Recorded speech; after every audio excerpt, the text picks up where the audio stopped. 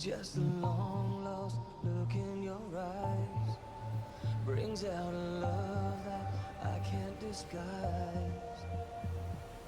So take me down to the places I've never seen. Or don't you try to kill me with kind. It's just your love that's driving me wild. Oh, from the dawn we rise, with the heart we cry, to the light we go, into the light we go. From the darkest night, from the fire inside, into the light we go, into the light we go, to the light we go.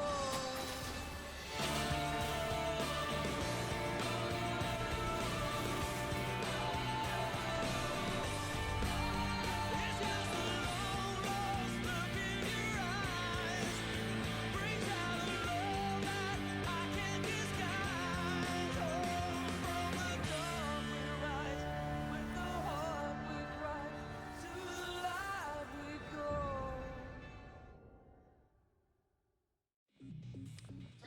Welcome back, everybody. We're going to take a look at some highlights here. It was looking good for KONGDOO Monster in game number 1. Good gank here from Race to start things off on the right foot. But then they got a little bit too aggressive, and it bit them in the butt a bit, Papa. Yeah, the only criticism you could have of this game from an SKT perspective was that Raze was able to out-jungle Blank in the early game. When we hit the team fighting phase, Blank had some great engages, specifically his Cataclysm at the second big fight of the game, and KONGDOO Monster predictably went a bit too far trying to engage when they thought they were ahead, when they thought they were strong. FLICKR and the rest able to rewrite that story. And very early into the piece, SKT claimed game 1 and now are poised to back it up with their qualification into playoffs if they can win game number 2. Certainly, this was a good fight for Blank, right? He gets the triple knock up, and then he gets the 4-man Cataclysm, keeps his carries alive in the back. So Blank proving that he's back a little bit in terms of his team fight play. As you mentioned, needs to deal with the early game a little bit better, and then we'll have a more complete jungler here from SKT. But certainly this is not going to be the series where SKT is tested. A lot of things are being revealed, right? Some more of Blank's weaknesses in the early game. Also, Xayah for Bang is just, I think it's ban-worthy at this point. I don't think you let him get this pick again and again when he plays this well again and again. I mean, our issue there, though, is we knew that already. I could have told you before the start that this is a team you ban Xayah against. Xayah Rakan very often is taken off the board. But some teams you ban Rakan, think of a Freak of Freaks, think of BBQ Olivers. Other teams you ban Xayah, and that is SK Telecom T1. They've already shown they will play Xayah with a different support. They do it again here. Too easy for the side of SKT, and I think you say it best when you say, this is not the true test for them. We just want to see Blank pop off in the early game on a champion that wasn't Zac, and while that didn't fully happen, to some degree it did, because his team fighting on the Jarvan was good. That's going to be a question mark going to the future. And now SKT, one game away from finally cementing 4th spot, which would be kind of an amazing turnaround from a season where they were as low as 8th or 9th for some of them. And KSV, they're watching this game. They're saying, okay, well, it looks like SKT should have some luck here against KONGDOO Monster. This seems like a pretty obvious MVP. Xayah for Bang is just something we've seen him pop off on again and again, and once again against KONGDOO Monster, no surprise. He may also be able to jump to 2nd overall in the MVP points because we already have BDD at the 1,000 mark. No ability for Bang to get quite that high, but he is going to be able to get low. So BDD at 1,100, and Bang wants to join the group of players from a Freak of Freaks at 900 points. 800 is a good return for a season where the team hasn't done as much winning as they traditionally do, and a 42% damage share lets you know that it was all about Bang in game number 1. I really like that fight in the bottom side where Olaf was coming in, and he was essentially, even though effort got really low, he was going 1v3 for a good 5-10 seconds and didn't seem scared at all. He knew he had the support. He was playing that Xayah really well. You can see he's got utmost confidence in this champion and in his play on that one. So we'll see if they take that away. But then again, Bang has proven himself on other champions, namely the Varus, the Ezreal. He's looking pretty good on those as well. We'll see if he can really ban out Bang or if he's just too strong in that position. He's been looking better as time goes on here in spring. He and FLICKR closing in on 2,000 career kills around the world. 1408 in the LCK for Bang, not including all the other tournaments he's played though, so stats can't lie. Bang is in great form, certainly a turnaround from a summer season and a Worlds that he wants to forget. We're waiting for the all clear on going into game 2, and it sounds like it's just about time. Looks like we're ready. We're going to jump into pick and ban with a smirk on FLICKR's face. Let's jump into it right now.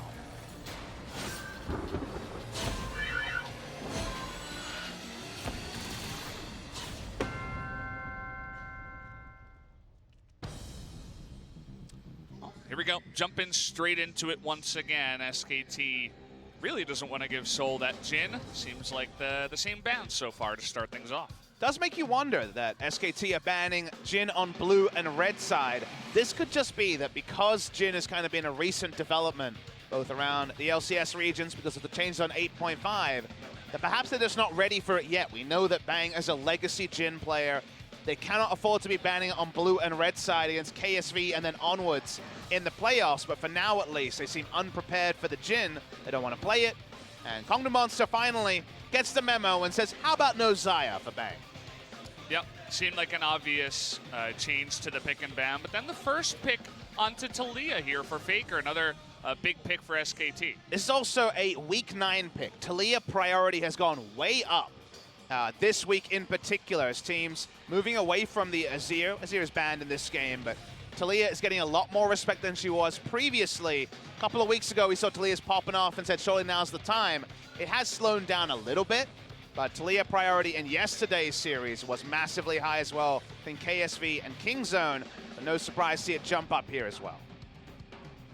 That doesn't mean that Raze will get another chance at the Olaf. Looked good in the early game.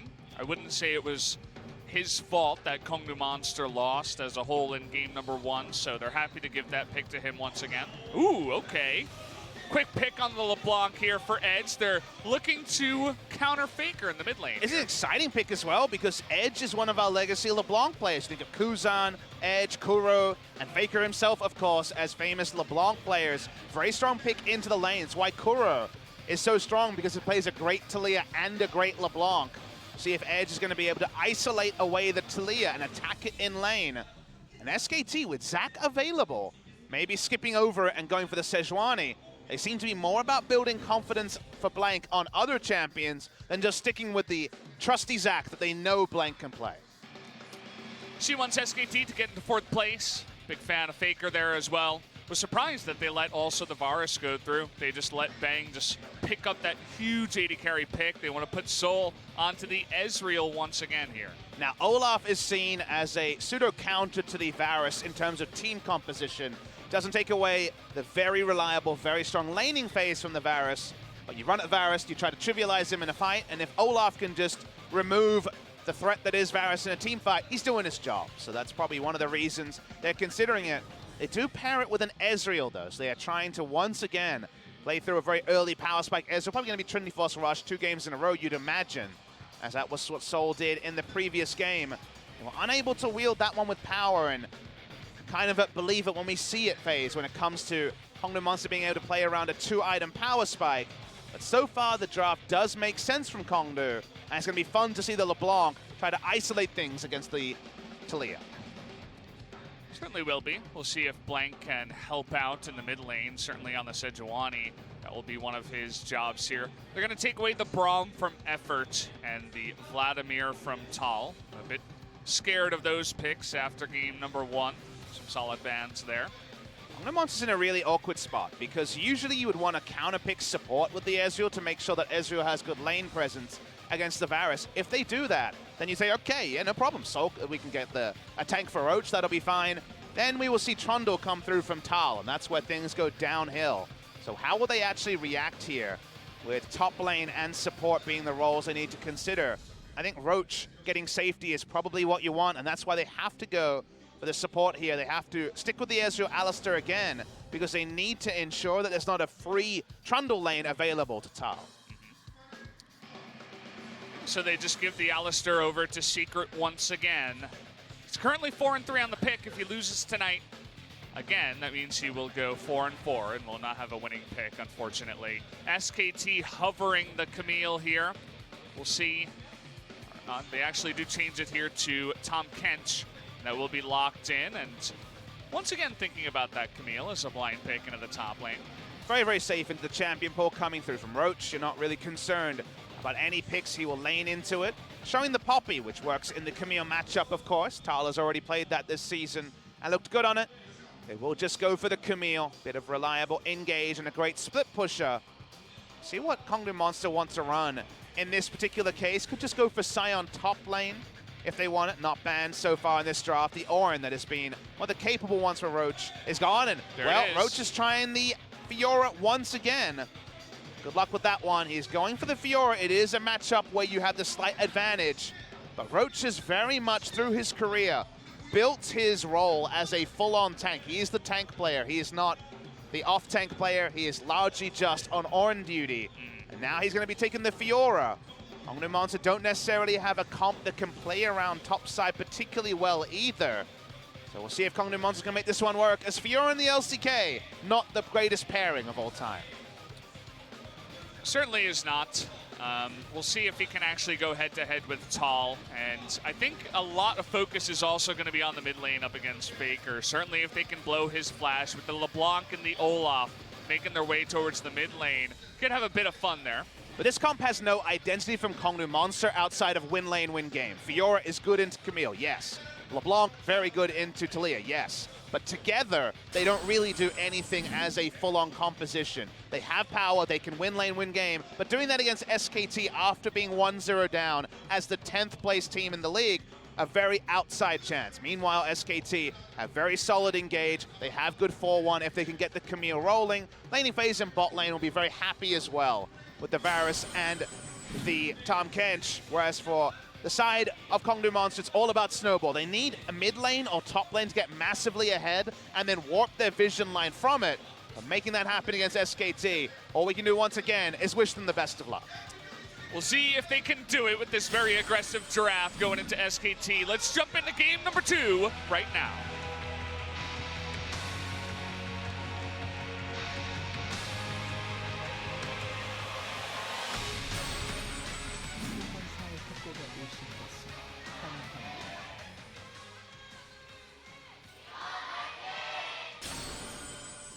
Here we go, match 89. And SKT one game win away from making it into the playoffs, into 4th place to face KSV in the first leg of the gauntlet, that wild card match, that first best of 3. They just got to get through KONGDOO, and so far it's looking pretty good, Papa.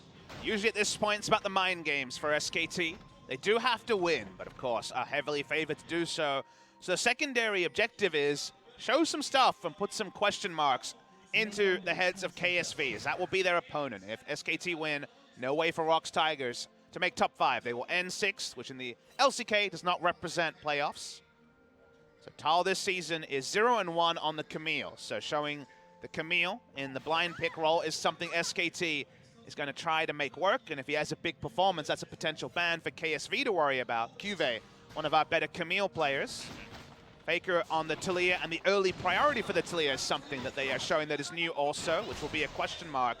Laning phase against the LeBlanc, very painful as a level 1 electrocute proc comes through. Just to answer a question that I'm sure some people are wondering is, are we seeing history being made in the worst way on the side of KONGDOO Monster in terms of losing streaks? Because they lose here, it will be a 14-match losing streak.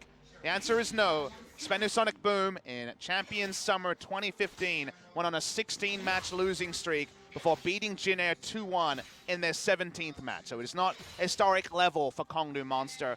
The double awkward thing for Speno is they were actually the title sponsor of the league in the same season as well. So not the best advertising, you would say. Well, BBQ, one of the sponsors here, not the title sponsor, but one of the sponsors of this LCK, and at least they did not get into 10th place this time around. So they got that going for them. Blank on the Sejuani here. You mentioned that. He's not going to be on the Zac this time around, but another tank jungler that's quite high up in the tier list. Another moment for him to prove to everybody that he's turned the new leaf and he's on the path to greatness once again. And he gets stage experience on the Sejuani into Olaf, a matchup that could very much happen against Haru against KSV. Sejuani is seen as the best tank to lane into the Olaf because she can queue over the wall and disengage his axe traits. So finding a good performance on the Sejuani that he's actually looked pretty damn poor on this season is important for Blank. It is his 6th game on Sejuani, currently 2-3. So playing themselves into confidence, showing new picks. That's what's all about for SKT. As already, their fans and also the players are saying, once we hit the gauntlet, we have already made it from the first match of the gauntlet to the final as recently as last season. Why not again this year? It's definitely spending your money before you've earned it. But for SKT, with their history, they're definitely going to continue to shoot for the top. Yeah. We see more advantageous trades here for Edge in the mid lane. We should expect that to continue. And yeah, it certainly seems like SKT has finally landed on 5 players that will bring them success. A lot of people were saying it's not going to be Blank after the beginning of the season. Blossom looked good, was very refreshing. The aggressive play, the solo queue-esque style was good to, hearten the SKT fans and bring them up once again. But after a couple of big mistakes, they decided the veteran of Blank should come back, and so far he's proven that he deserves to be here once again. Effort also replacing Wolf down on the bottom side, as well as Tal up in the top side over Untara. And I think a lot of fans won't know this, or have not noticed this at the start of the season, but Plan A for SKT was actually Bang and Effort. It wasn't Bang and Wolf. They did not intend for Wolf to be the starting support. From the start of the season, every game in their opening struggles, it was Effort at support. Back at the Kesper Cup, they were starting Effort in support. Wolf started in the jungle before he started in the support role. They seem to need him for shot calling, but now they've worked through the kinks of having Effort in the lineup, and Effort is back. So this is SKT actually being able to do what they intended to at the start of the season. The idea of Goma finally comes back, and we all begin to understand. We'll see if it actually works for them. I can certainly see, it's only one best-of-3 in the wildcard matchup against KSV, who is a great team. They came really close to defeating Kingzone in a best-of-3, so certainly they could do it up against SKT. It's not going to be an easy match for either team in that wildcard. A hype one, though. Only a best-of-3, as it's technically not part of the playoffs, kind of in a weird gray area where it is regarded as a playoff match, but it's not a best-of-5. We do not have the best-of-3 opening playoff game and the blind pick final game in the 5-match series anymore. That one was taken away, along with the memes, by Riot Games, but dreams are still there that will have a very fun goal, and we have so many strong teams. There's a lot to look forward to when it kicks off on Saturday. Tal hits level 6 here, but so far Roach has been going 1 for 1. Here's really the question as Edge pops back after the second leash there. And on a simple level, they have a counter matchup in mid, a skill matchup that advantages Fiora in top, and a jungle matchup where if you invade, the enemy jungler backs away. It is win lane, win game on the top side for KONGDOO Monster. And then a lot of safety is also his hang back. Figure in a lot of trouble, takes a bunch of damage, not quite enough. There's a lot for KONGDOO Monster to play around in the early game. In this particular one, it's just 5v5, where they just haven't drafted a comp that works in a 5v5 sense. Blank's main job is to jungle top side around top and mid, put down wards, and stop anyone from dying. That is really what he needs to do. This is the sort of game where you can't hold against him lack of kill involvement, because these are not lanes set up for kills. These are lanes that need protecting. Certainly are.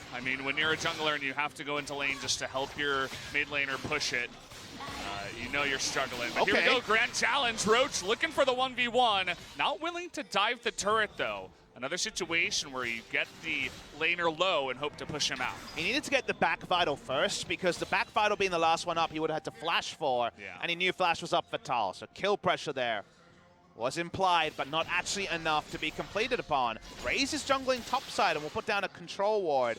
We mentioned Blank's job. He's going to be topside. He's going to try and stop there being a turret dive on Tal. Raze doing a good job of being at the right place at the right time along with Blank. Kind of mirroring each other so far. Raze hits level 6 in the lane. Thinking about an engage here to flash forward over the seismic shove, and first blood will go over very early to the side of Raze once again over FLICKR. And FLICKR just didn't respect it. He had his own flash up. I assumed this flash was down to make the play. It wasn't, and they pick up the kill. Really creative by Edge. He is one of these forgotten LeBlanc mains from previous seasons. And a big confidence booster for KONGDOO. They've got first blood 2 games in a row on SKT. Somehow, some way, SKT get behind early. They bring it back in game number 1, but now you've got a fed LeBlanc in a lane that's advantageous. I love this flash, the confidence just saying, nope, I've got the damage. Important thing for FLICKR is he couldn't have flashed out of chain range. If he had flashed at the end, he would have got more to safety, but I believe he still would have died. So easy to lay blame on first glance. On second glance, I think he was probably done for there when the chain hit. Blank is on blue buff clearing duty, but he's super low. Is it going to get the full relay? Nice bit of play there from KONGDOO Monster. They continue to play around the winning lanes, and that's exactly what they want to do. Yeah, another kill, another first blood over to Raze. Would have liked to have that first blood go over to Edge, but you can't really, force the kill onto him in that situation. But certainly more CS and an assist over to Edge is going to make that lane even more fun for the LeBlanc. All about how big an advantage you can get when the game is about laning phase. The length of the laning phase has gone up and down many, many times over the course of League of Legends history. Just think back to Worlds when the Ardent Sensor meta, we would have forever laning phases where the support will come out with 1.5 items, the AD carry with 2 items.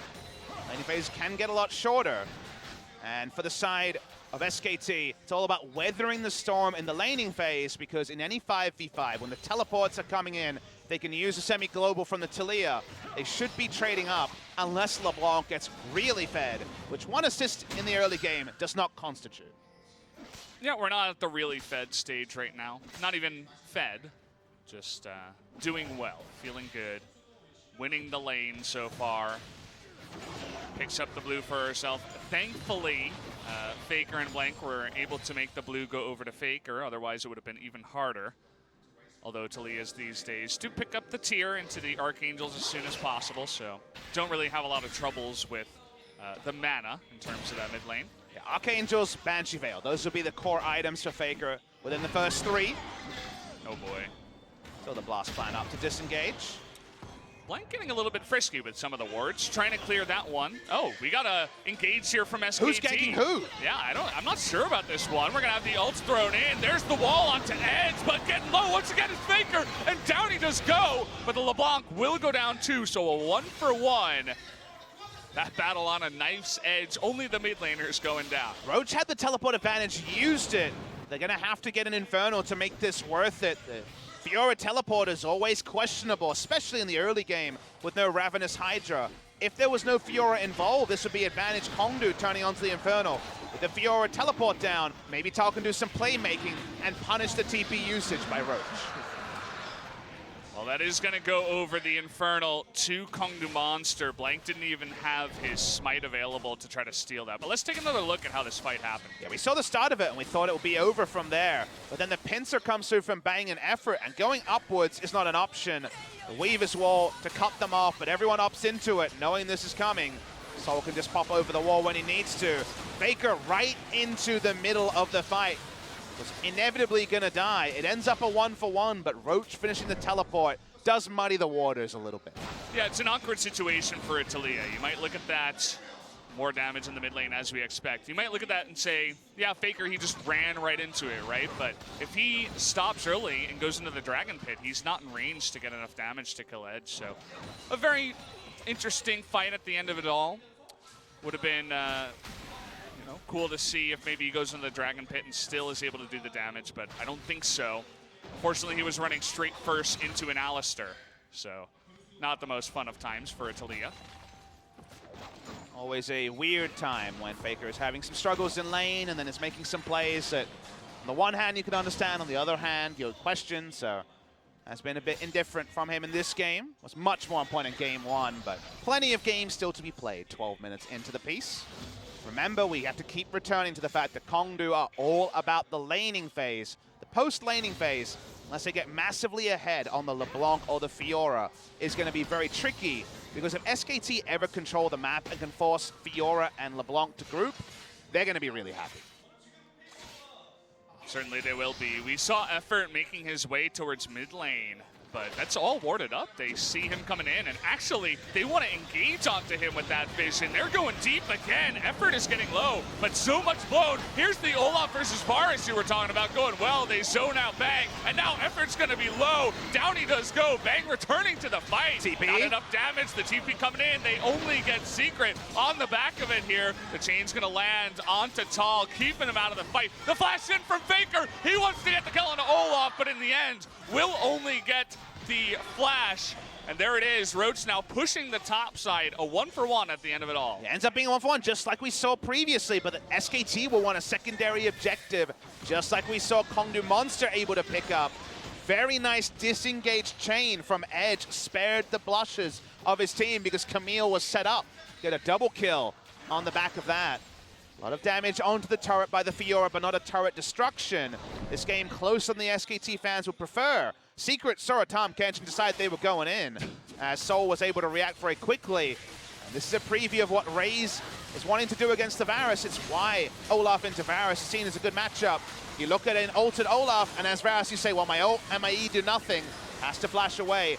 No damage out of Bang in this fight, and the flash away from the Q. He's able to pick up the kill on Secret, but this chain is the difference between a one-team fight for SKT and a very even one.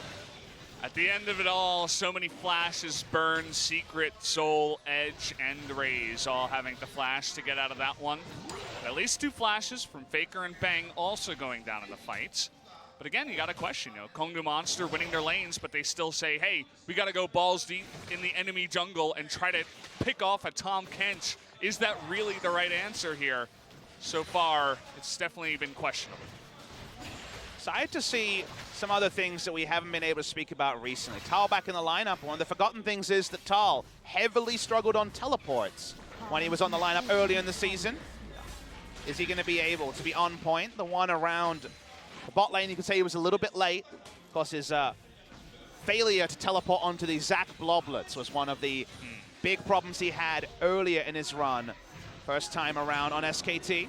So something to remember is in best of 5, if he's going to be starting all 5 games, he will have his shoe on both feet, both on the defensive and the aggressive side of the lane. And his TP play is something that he's needed to level up in the offseason. Raze going in once again. Blank is very tanky, but you got a LeBlanc on you right now. Trying to help out here is FLICKR, but there's Edge. Gonna pick up the kill. Tahm Kench coming in, and oh, the play. The Chains of Corruption is gonna catch him on the backside of that. Able to trade the kill onto Edge is SKT. And KONGDOO Monster will eventually be able to disengage. Just a 1-for-1, and I think 1-for-1 does help both teams situationally. They're turning on to Bang. There's no summoners. Yeah, he doesn't have anything. No way to get out. They hand the kill over to Soul. Questionable about how he got into that position, but KONGDOO Monster are going to be happy about that kill. I don't understand why he'd be going the aggressive way back to lane when Tahm Kench wasn't with him. It seems like a communication problem from the side of SKT, not knowing or respecting where KONGDOO Monster was at. Trying to rush down a turret. They're investing in teleport. They really want this. KONGDOO Monster just non-stop aggression going on in here. The TP comes in from Edge, and they wanted more onto Tal, who's forced to flash away. Trying to hold the turret 2v3, and then the TP coming in. SKT trying to hold on. It's not working. Everywhere Edge goes, he's been able to impress with his chain accuracy. So little LeBlanc this season, but the little bits we've seen, including Kuro's great performance, have reminded us of the power of the pick. KONGDOO Monster have a big gold lead, and win lane, win game was their only win condition. We're going to watch the replay. Blank walks up to Olaf. It's the reality of being a Sejuani, and with the LeBlanc being in a great position of power, it ends up being a trade kill as Edge goes down, but the kill's picked up by Effort awkwardly. They just wanted to secure it as fast as possible. We need to watch the minimap and understand how this part happened. They knew 3 members were there. Bang walked up anyway, and he was just saying, am I safe, am I safe? The answer was no. Raze could come back with the water walking, and Soul is on Ezreal. That was definitely a decision-making mistake, and that was the plague of Bang in summer of last year. He was safe when he was first moving to the brush, but once he stutter-stepped twice, that's when he was not safe. And It's hard to make the decision. As you mentioned, I think you just have to take the safe play and go the other way around because that turret's already in Doom. And the problem is he didn't make a decision. He was indecisive, and you need to commit one way or the other. We saw that he committed in the wrong way.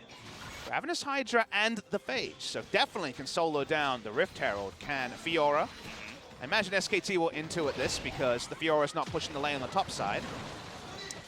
Ray's getting pretty low here. We got 5 members of SKT seeing an opportunity, looking to turn it around. Here's Secret from behind. They're immediately going for FLICKR, but nice effort there. Gonna eat him up, but effort is gonna go down in the end. Roach now getting low. Nice riposte, but not enough health to survive. Only a 1-for-1. SKT, though they do take out the mid lane turret, gonna feel good about that play. The flanking Fiora is far from the deadliest. Dies pretty much for free. Could have just stayed onto the Rift Herald and picked that one up, you'd imagine.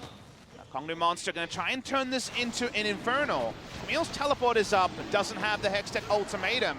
A second Infernal to play around the Fiora and the LeBlanc is pretty happy times for the side of KONGDOO Monster.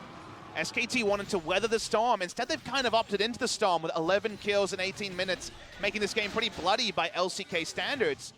And while the win condition be extinguished if we had an even game at 20 minutes, we don't, and that means that KONGDOO Monster still have a chance.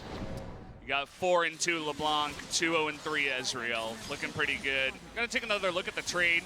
Fantastic Devour here from Effort. As FLICKR looked doomed, he was gonna be bopped straight into Edge, but Effort good positioning.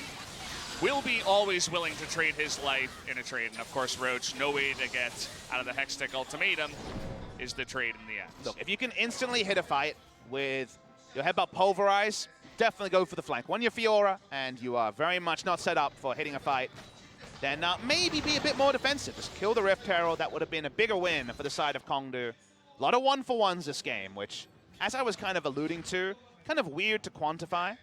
As the game state is now, it's good for KONGDOO because Fiora and LeBlanc want kill pressure on their opponents. As the game goes on, it means there's more gold in the game, and that is eventually going to mean a grouping phase, a vision line, and SKT having the 5v5 advantage. So right now, it's all about SKT finding ways to defend their side lanes, get a defensive control ward line, and creep it forward.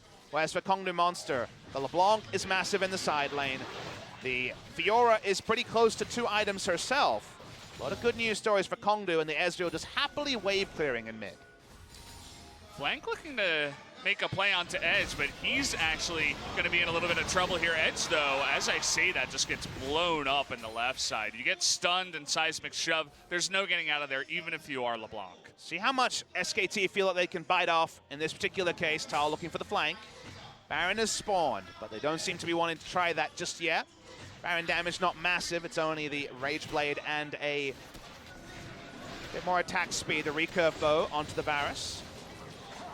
But a pick definitely does slow down KONGDOO. It does square them up. Suddenly, 3 or 4 members are grouping in front of you, and it's no longer about the side lane. So do that 2 or 3 more times. The Baron threat gets higher.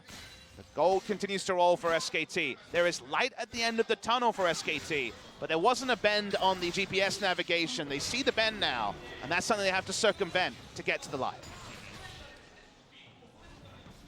Still liking KONGDOO's position here. The 2 Infernal Drakes are going to be so good, especially as we move on.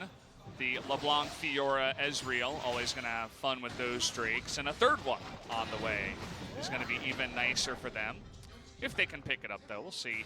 SKT definitely going to try to punish them at that objective. We'll see what they can do. They also have a decent amount of Baron taken potential with the Talia in the mix with the Varus. Edge's CS values are pretty low for competitive CS for a mid laner. He is able to pit the side lanes very well, as with Gunblade, you stain off the wave when you go for your W into Q clear. But has been focused on the skirmishing and the fighting, which is what his team has needed. Does put him in kind of recovery mode now, where he kind of wants to side lane for a little bit. His second item will be a Banshee Veil to answer what Talia has. So just trading here so far, KONGDOO Monster still feeling like they're in control, looking for effort. Another chains is gonna land onto him. He might be just blown up here. Here comes FLICKR with the wall, but eventually effort does flash out of there and gets out line. A failed flash from Raze means he should be going down here. The kill is gonna go over to Blank, an unfortunate situation for our KONGDOO Monster jungler. It doesn't feel like KONGDOO are counting summoners. Effort had both summoners available, and yet they still look for a pick on him rather than just having LeBlanc in the top lane pushing out the wave, as Fiora was already getting great pressure in bot lane. They're making these desperation plays. They're looking for kill hero when they don't need to. And now SKT put the double control ward onto Baron. That one's a mistake. They're actually almost on the same pixel. They're very much about looking for the Baron bait. That's the sort of thing that will draw up the Fiora and paper over the side lane weaknesses that SKT have had in game number 2. KONGDOO Monster, you find themselves in leads sometimes in the games, but they manage to throw everything they've gotten to trying to kill one big catfish. And so far, it's not really working out for them. They actually didn't have full information on effort because the control ward was sticking from SKT. But Edge pops over. They desperately want this kill. Aren't able to get it. No Ignite riding onto the catfish. Raze fails to flash. He dies. Again, this play is much cleaner if Edge is on the side lane, if they're pushing up, they're trying to make SKT accountable. And usually where you see that sort of play is around the enemy blue buff. You put down wards there, you're able to cut from mid lane to top lane. As the enemy team starts to get a bit worried, like, oh no, they have vision of our blue. Are they gonna start Baron soon? We can't allow this vision to be down.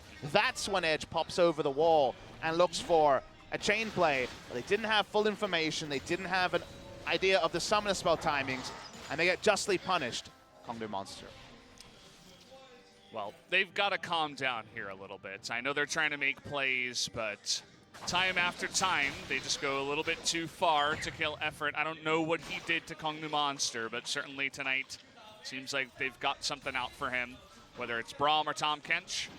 And I mentioned that third Infernal Drake coming up real soon here, 10 seconds. So far, it looks like SKT have control of the river.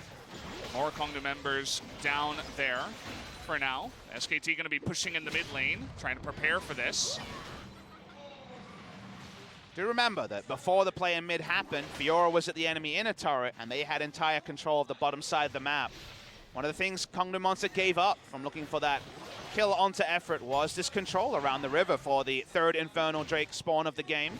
FLICKR's been able to push in the wave as well, so they don't have the minions working for them in area where they should, and now they're just making it about a team fight by walking into the Infernal. FLICKR's in a lot of trouble here. He's got a Fiora on his ass. We got 2 TPs coming in, but finally, effort gonna come in and a TP from Tall too. This is gonna give that Drake advantage over to KONGDOO Monster, trying to burn it down here. Flank, wanna be the spoiler. The wall's gonna come in, trying to zone him out, but actually zones himself and bang out. And now Tall getting low in the back line. It's a 5-on-3, and KONGDOO Monster are gonna win it extremely heavily on the back here. 2 kills to KONGDOO Monster, and that should be the Infernal Drake as well. You think FLICKR, with all his polybridge experience, would get the wall right, but he doesn't. He cuts off his team with that particular wall. It's a pretty heavy cost, and they're running straight to Baron. That one cuts deep, the deepest. And I mean, that's 2 members out of the fight in KONGDOO Monster. Like, okay, we'll take the 5v3. Super easy for us. Should mean the Baron here, as still Blank and effort are down for a good 10 seconds more. No real way for SKT to come in and steal this one. They'd just be feeding kills. Secret. Yeah, looks like FLICKR wants to make up for it, and this might just be a mistake. He's got his Banshee Veil, but no way to get out of this one as well. Getting super low, the chain's gonna land. You can feel the frustration out of FLICKR trying to go 1v5, but he feeds another kill, and KONGDOO Monster now looking to make this series extremely interesting. Oh, so frustrating to see. As you can know what FLICKR was thinking, but the moment he pulled the trigger, you're much more committal on the Weaver's Wall. It has that big impact on your teammates. We remember Jinair playing Sion and Talia, and the Talia wall actually interrupting the Sion ultimate. We watched the replay as Roach rushes onto FLICKR, forces everyone to move out of position. That's the first variable. Suddenly, the jungler and the support are out of position. We fast forward a little bit. The big problem here is that KONGDOO Monster in 4-man formation. Edge chases on to Bang. FLICKR goes to back him up. But then KONGDOO Monster make the right call. They're like, wait, it's 5v3. They rush on to closest target. So while FLICKR had the idea of peeling for his AD carry, he wasn't really in the position to set that up. And whether you want to fully put everything onto FLICKR for the wall or for Bang be on the top side of the fight when his support had gone bot side, SKT didn't put everything together. And even with the 5v5 advantage in composition, they are found wanting. The communication seems off from SKT this game. I don't know what it is, but that's the third time I've seen 2 control wards placed at the exact same time. Members out of position, FLICKR getting caught. The smite there from Blank on the blue. Looked like FLICKR had secured that, but now it's Blank's blue. Big questions here, as you mentioned it before. KONGDOO Monster, not a care in the world. They're not pressured on this match at all. Whereas SKT, it's playoff lives here. They have to be KONGDOO. But now it looks like this might go to 1-1. Still not willing to call it. The gold lead is not massive. The Infernals and the Baron obviously are a pressing concern. The Infernals never go away. But right now, the Baron buff is more than KONGDOO could have dreamed for. Suddenly, it's Fiora with 3 Infernals and Baron. And Camille's like, guys, I don't have teleport. I can't handle this in the 1v1. Fiora has the lead anyway. They're going to lose a lot of things, but the base being broken is a bit trickier for KONGDOO, and that is hope. The fact that they have a much inferior 5v5 comp, KONGDOO Monster, and the game will naturally crest into a defensive advantage around the base. That gives hope, but right now they're rushing in, and the hope is not springing internal yet for the side of SKT. Oh boy, we got a fight off screen. Roach is going 1v2 down to the bottom right. There it is, the double kill, as Roach finally shows up for his team on the Fiora. And you mentioned it might take a little bit of extra time, but with those 2 kills, they might just look to end. Is KONGDOO Monster going to get a pre-30-minute win on SKT? Looks like it. Effort going to go down to Blank. No hope in the world as he's trying to run away. Bang, he wants to carry again. And Blank actually almost does survive there. Gets taken out in the end. They don't have minions. Here comes the minions. There they go. They still got 33 seconds of Baron here. They're going to be pushing in. Again, the question, can they end the game? Roach trying to push Bang away. It's 1v4. Bang wants to carry again. The chain's going to miss. Still 10 seconds for FLICKR, then they've done That's it. That's going to do it. The Nexus is going to go down. And guys, we're going to game 3. SKT, they're not in the playoffs yet. KONGDOO Monster, win lane, win game. No problem, apparently. They blow away SKT. The Talia play was a bit of a problem this game after being very clean in game number 1. Even though Edge gave up CS, he was always there popping over the wall, getting the picks, and Fiora showed up with 3 Infernals and 2 items, and 2 members couldn't take him down. This game 3 is cutthroat. SKT's playoff run, which looked so clear just because of yesterday's results, just after game 1. Suddenly there's a storm cloud, and we don't exactly know which way it's going. What the hell is going on in that booth? I want to see the faces of SKT right now. Generally not too emotive, but the communication was not there in game 2. The pressure is on SKT, and everybody can feel it. And in 14 series, KONGDOO Monster have picked up 3 game wins, and amazingly, 2 of them have been over SKT. Well, I said I wanted to see them, and they're all storming out of the booth as they're going to go into the back room and try to talk this one through. Understandable after a loss like that. We're going to take a look at the replay of the 1v2. This was a very fed Fiora with 3 Infernals, as you mentioned. Sadly, this was the picture-in-picture. This was the main game in this particular game. Walks up, and we've seen Khan do this before. The moment the healing field comes out, FLICKR knows he's boned. He dies. Nothing he can do. Such as Fiora in a side lane against the Camille with 3 Infernals. This is spicy, Valdez. Oh, it is.